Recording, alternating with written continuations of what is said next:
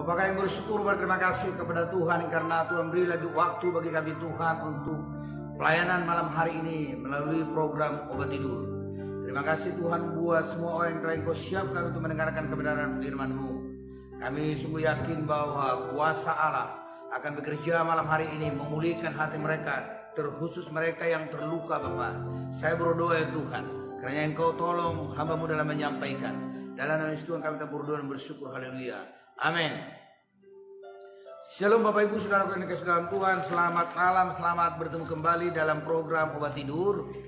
Senang sekali boleh menyapa Bapak Ibu Saudaraku pada malam ini. Saya Gembala Sidang Gereja Kebirawa Indah Kota Batam, pemilik program Obat Tidur ini.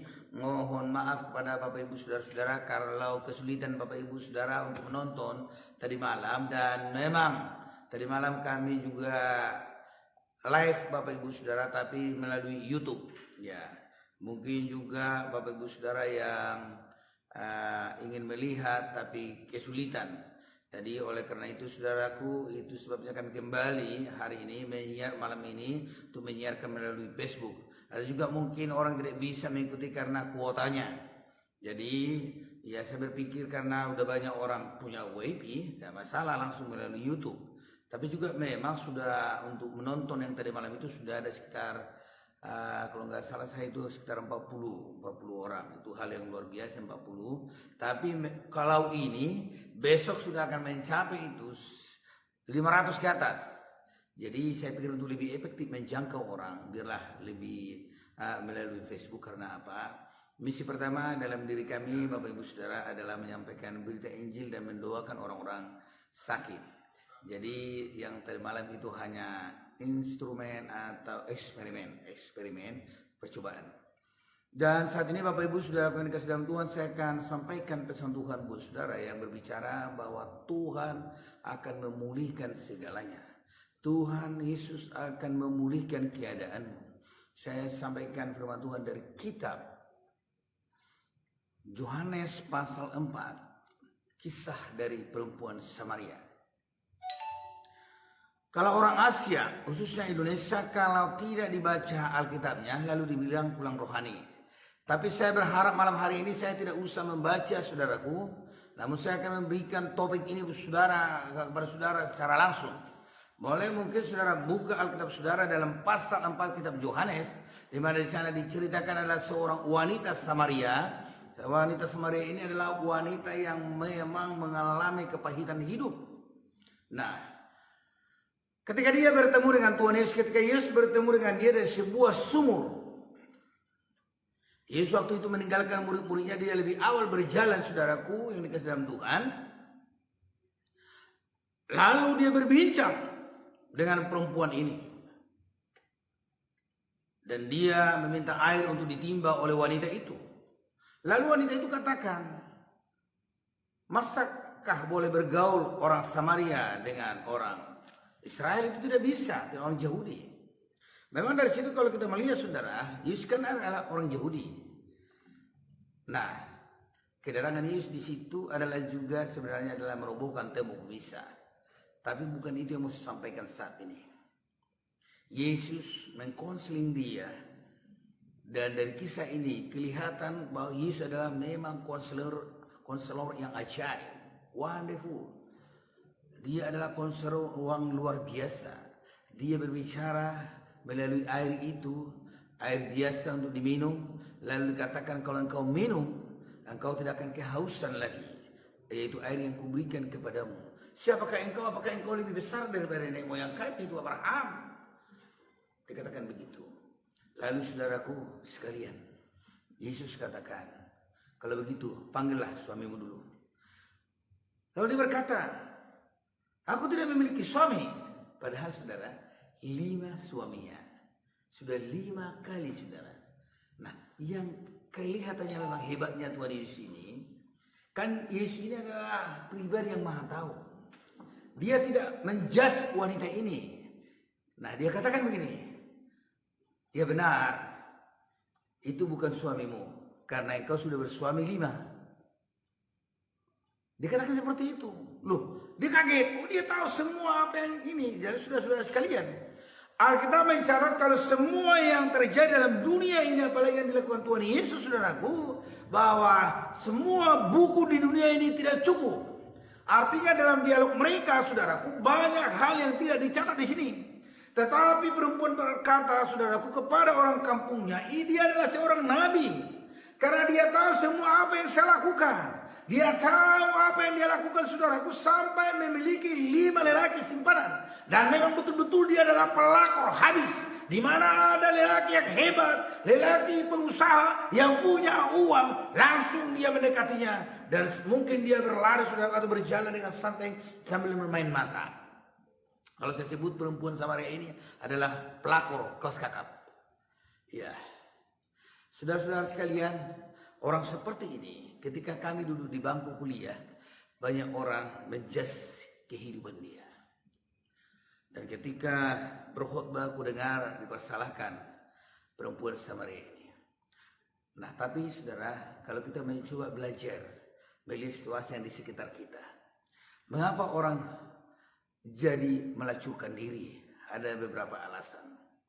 Satu, ada orang yang melacurkan diri karena memang dia sudah rusak dalam pergaulan masa remaja. Ada juga waktu dia perkuliahan, mau kuliahnya, dia pikir kalau udah sarjana dia nanti siapa pasti mau sama dia, gitu. Akhirnya ya begitu. Nah, tapi juga ada orang yang terluka oleh karena orang tuanya atau orang di sekitarnya yang aturannya pagar harus melindungi, tapi adalah pagar makan tanaman. Nah, boleh-boleh saja kisah itu seperti dia, seperti itu. Akhirnya dia mengambil sikap atau pekerjaan seperti itu. Dan saya pernah, saudaraku yang dikasih dalam Tuhan, menginjili orang seperti ini waktu saya masih muda. Nah, sesungguhnya mereka ingin keluar dari sana. Sebenarnya rata-rata mereka ingin curhat kepada orang-orang atau kepada rohaniawan, tapi mereka takut dan malu.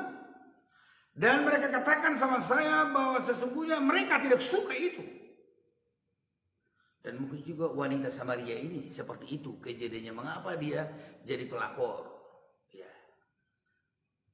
Jadi ada banyak alasan, saudara-saudara sekalian, sehingga orang seperti itu akhir kehidupannya. Terlebih di kota metropolitan, kota Batam, Jakarta, Bandung, saudara. Yogyakarta, saudara-saudara sekalian, boleh-boleh juga berbagai alasan. Kota Yogyakarta, kota pelajar. Ketika seseorang melakukan survei, seberapa banyak para anak sekolah yang masih memiliki kegadisannya, saudaraku yang dikasih dalam Tuhan, dari 10 orang, saudara, hanya 2 yang tidak. Lalu setelah diwawancara begitu, mereka langsung saling melihat, wah gini, wah ini.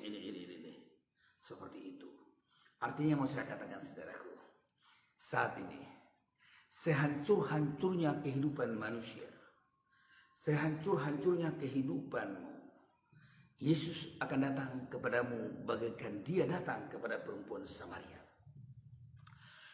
Ketika dia berbicara dengan Yesus, lalu ada pemulihan. Itu sebabnya langsung dia berlari ke kampungnya, pulang, saudara-saudara sekalian.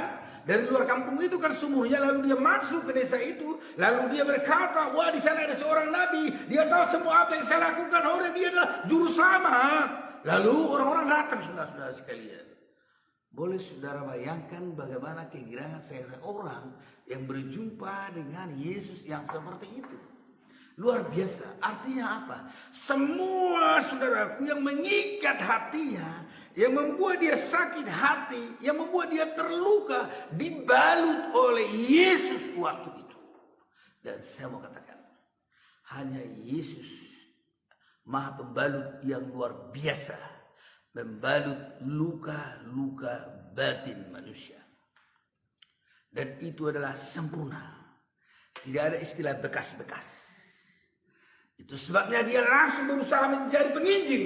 Dan dia menjadi misionaris di kampungnya. Itu sebabnya sekampung bertobat. Andai katalah orang-orang yang sudah diselamatkan Yesus pada zaman ini memiliki roh dan spirit seperti itu, saya percaya bahwa kampungmu akan bertobat, di sekitarmu akan bertobat. Yesus akan segera datang.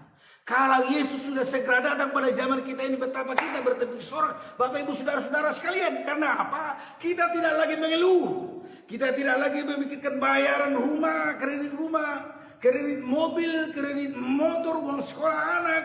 Karena Alkitab mencatat bahwa luar biasa kebahagiaan yang di sorga. Dia telah menyediakan yang terbaik. Dan Alkitab mencatat bahwa tiada tandingnya enaknya kebahagiaan dan keindahan yang Tuhan sediakan di sorga.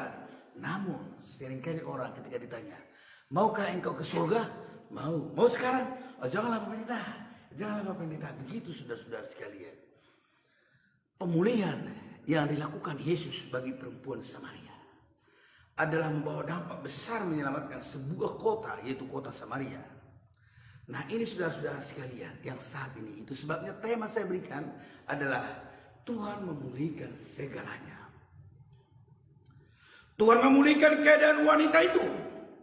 Dan saya percaya dia sudah meninggalkan lelaki saudaraku yang bersama dengan dia, yaitu lelaki yang kelima. Dan saya juga percaya saudaraku pada lelaki yang pertama sudah tidak ada lagi hubungannya itu. Lelaki kedua, lelaki ketiga, keempat, kelima. Setelah berjumpa dengan Tuhan tidak ada lagi saudaraku cinta lama bersemi kembali. Semuanya hancur. Karena apa? Cinta adalah Tuhan memulihkan segalanya. Tuhan memulihkan keadaan wanita itu. Dan saya percaya dia sudah meninggalkan lelaki saudaraku yang bersama dengan dia, yaitu lelaki yang kelima. Dan saya juga percaya saudaraku pada lelaki yang pertama sudah tidak ada lagi hubungannya itu. Lelaki kedua, lelaki ketiga, keempat, kelima. Setelah berjumpa dengan Tuhan tidak ada lagi saudaraku cinta lama bersemi kembali. Semuanya hancur. Karena apa? Cintanya hanya kepada Yesus. Hanya kepada Yesus Tuhan.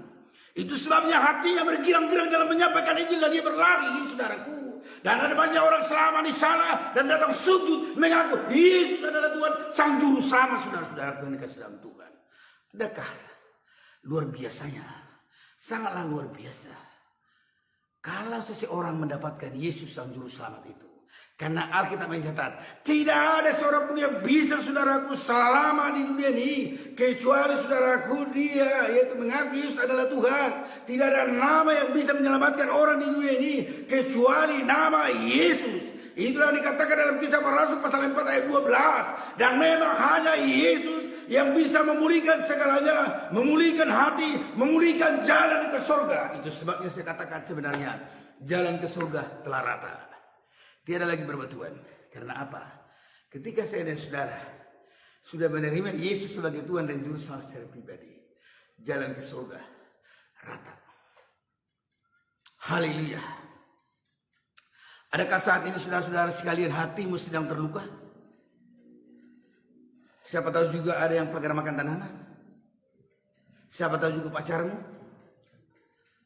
Saudaraku yang kasih dalam Tuhan. Siapa tahu juga saudara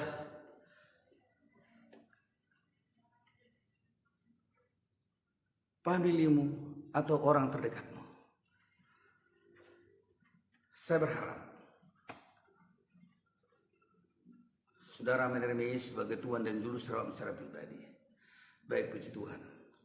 Tidak masalah, tolong dulu periksa diri dia punya kuota, mungkin dia berjalan. Bikin dulu WP-nya. Tidak apa-apa ya para audiens. Diperbaiki sebentar melihat itu kuota. Masa nggak bisa langsung cepat datang sudah ngomong aku, halo? Aku sudah langsung ngomong. Orang luar negeri sudah lihat, kalian nggak bisa lihat. Ya, sementara ya, ya. Nanti kan di sini. Ya. Baik, puji Tuhan, Bapak Ibu Saudaraku, tidak apa. Saya menyuruh kru atau teman saya untuk memperbaiki karena kulihat kuota habis rupanya. Bukan pakai WiFi, jadi tidak ada masalah. Karena yang terpenting hati ini plong menyampaikan berita Injil, berita keselamatan, daripada hati ini gondok saudara-saudara sekalian. Jadi saya harus menyuruh teman saya untuk memperbaiki. Puji Tuhan. Bapak Ibu Saudaraku yang dikasih dalam Tuhan, bukankah saudaraku terlalu banyak orang di kota-kota yang penuh dengan gemerlapan itu? Dia kelihatan cantik, saudaraku, dia kelihatan berjalan dan pakai baju yang hebat, tetapi hatinya hancur. Mungkin saudara adalah salah satu orang saudaraku yang mendengar khotbah ini, tetapi saya mengatakan bahwa Yesus adalah pribadi yang memulihkan hatimu. Yesus menjamah hatimu malam hari ini. Dia bisa memulihkan segalanya, lebih daripada hati, bahwa dia akan memberikan yang terbaik, mutiara-mutiara bagianmu. Saudara-saudara sekalian, Yesus akan memulihkan segalanya. Dan kalau kita melihat saudara, di dalam Yohanes pasal 20 ayat 19 sampai seterusnya. Ketika Yesus bangkit, saudara-saudara sekalian, kan? Yesus mati lalu semua ketakutan para murid. Karena apa? Mereka takut dikejar oleh ahli Taurat dan juga ahli Farisi, saudaraku sekalian. Maka mereka masuk dalam sebuah gedung yang tertutup rapi. Hati mereka sedang gundah gulana. Dan ayat 19 dicatat bahwa mereka adalah masuk dalam sebuah gedung. Dan gedung itu dikunci, mereka rapat-rapat. Mereka ketakutan, Alkitab mencatat mereka ketakutan. Dan di sana Alkitab mencatat bahwa Yesus Raja Damai itu yang dapat memulihkan segala sesuatu, dia hadir dan dia berkata, damai sejahtera bagimu. Itu adalah hal yang luar biasa. Yesus adalah damai sejahtera. Dia adalah pemilik damai sejahtera. Dia memberikan kepada semua orang. Maka oleh karena itu, kalau engkau ragu selama ini tentang Yesus, engkau harus menerima dia sebagai Tuhan dan Juru Selamatmu. Kalau engkau juga ragu tentang masa depanmu, apalagi tentang musuh COVID yang tidak kelihatan saat ini, serahkan hidupmu kepada Tuhan. Yesus adalah pribadi yang memelihara saya dan saudara. Engkau tidak bisa melihat COVID itu, tetapi dan bisa menghembusnya. Kalau sudah mau dekat kepadamu, dia akan menghembus begini, langsung sirna. Yesus adalah pribadi yang ajaib. Yesus adalah pribadi yang tidak tertandingi. Dia adalah pribadi yang mengasihi saya dan saudara, yang akan memulihkan kehidupan Bapak Ibu saudara-saudara sekalian. Nah, ini dia. Yesus adalah pribadi yang mengasihimu. Maka oleh karena itu Bapak Ibu saudara-saudara sekalian, cintailah dia. Kalau engkau selama ini menutup dirimu dengan semua masalah yang sedang terjadi, ini saatnya engkau terbuka kepada Tuhan. Kalau engkau merasa tidak bisa berdoa sendiri, artinya kalaupun engkau sudah berdoa tapi masih sakit, engkau boleh datang kepada kakak rohanimu atau kepada gembalamu. Engkau curhat di sana. Karena apa? Biasanya para pakar-pakar konselor berkata, keterbukaan adalah awal pemulihan. Ini saat ini saya mau tawarkan kepada Bapak Ibu saudara sekalian. Mari hening sejenak. Bayangkanlah kebaikan Tuhan kepada perempuan Samaria itu, di mana dia adalah seorang pelakor dan sudah pernah mengambil suami orang 5 kali. Tetapi Yesus mengasihi dia. Tetapi Yesus memulihkan hidupnya. Oleh karena dia telah dipulihkan, dia berlari berjingkrak ke kampungnya dan beritahu, itu adalah seorang nabi yang hebat. Dia tahu segala sesuatu yang kukerjakan. Nah, saya mau katakan garis bawahi, Tuhan tahu segala sesuatu yang kita kerjakan. Tuhan tahu segala sesuatu keadaan kita. Tuhan tahu apa yang kita butuhkan. Tuhan tahu dosa kita. Tuhan tahu segalanya. Kalau engkau seorang pendosa, hanya tinggal berdoa, ampuni aku Tuhan, aku berjanji tidak akan melakukannya lagi seperti itu. Kalau engkau butuh sesuatu, katakan, Tuhan, bukankah engkau menciptakan segalanya, baru engkau ciptakan manusia. Itu artinya manusia tidak bisa sebenarnya bersusah-susah, harus bahagia. Kalaupun kita saat ini susah cari makan oleh karena dosa nenek moyang kita itu. Nah, saudara-saudara sekalian, ini dia. Mari kita hening, kita akan naikkan satu pujian kepada Tuhan supaya Bapak Ibu saudara-saudara sekalian diberkati oleh Tuhan. Tidak salah Bapak Ibu saudara, kalaupun sedang berada di kamarmu, sedang berada di ruang tengah, di ruang belajar, engkau bernyanyi juga di situ. Kalaupun kelihatan kami lebih duluan, tak masalah lah, karena biasanya tertinggal 1 menit atau setengah menit, yaitu dari sinyal Bapak Ibu saudara-saudara sekalian. Katakan sekali lagi, Yesus perhatikan, haleluya. Yesus perhatikan kehidupan setiap orang yang sudah rusak dibetulkan, penuh dengan kasih sayang. Yesus perhatikan kehidupan air mata. Dia mengenal hatiku yang penuh penyesalan dosa. Bapak Ibu Saudara sekalian, saat ini saya berdoa, kami berdoa untuk Bapak Ibu. Bapak, pulihkanlah hati mereka yang sedang mendengar khotbah dan kapan saja. Kiranya Tuhan Yesus Engkau memulihkan hati mereka, hati yang terluka.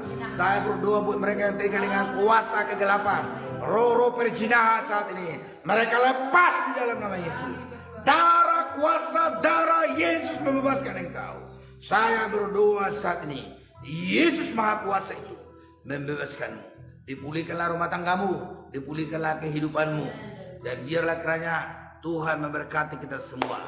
Kiranya Bapak Surgawi, Engkau memberkati kota kami, kota Batam, memberkati Indonesia seluruhnya. Saya berdoa Tuhan saat ini Bapak, buat para kepala-kepala daerah sampai presiden, Engkau menolong, Engkau campur tangan. Pengusaha-pengusaha, Engkau memberkati Tuhan. Pulihkan Indonesia. Israel kami serahkan ke dalam tangan Tuhan saat ini. Diberkatilah Bapak Surgawi. Gereja-gereja Engkau memberkati. Hamba-hamba Tuhan Engkau memberkati. Terima kasih Bapak. Terima kasih Tuhan. Terpujilah Engkau. Sekali lagi hamba berdoa buat mereka yang mengalami luka-luka batin, yang mengalami, ya Tuhan Yesus, mungkin dibully orang, pelecehan seksual. Tuhanlah yang memulihkan hati mereka. Tuhanlah yang beri pesan hidup yang terbaik bagi mereka.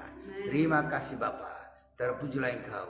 Dalam nama Tuhan kami berdoa bersyukur. Haleluya, haleluya. Amin. Shalom. Tuhan Yesus memberkati. Bapak Ibu Saudaraku sekalian, kalau Bapak Ibu diberkati oleh Tuhan mendengarkan khotbah ini, kami mohon juga Saudara untuk membagikan video ini kepada di beranda Bapak Ibu Saudara dan sekali juga di grup-grup yang Anda miliki. Mengapa itu perlu dibagikan? Supaya sahabat saudara juga diberkati oleh Tuhan.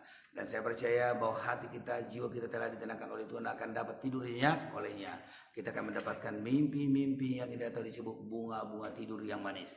Dan saya harap Anda jangan pernah lupa bangun di pagi hari. Tuhan Yesus memberkati. Salam dari Gereja GB Rawa Indah Kota Batam. Jangan lupa besok pagi di jam yang sama kita akan live di Facebook dan tidak akan lagi di YouTube. Dan program ini disengaja adalah program obat tidur untuk memberkati orang-orang yang menontonnya. Puji Tuhan, Tuhan Yesus memberkati kita semua. Haleluya.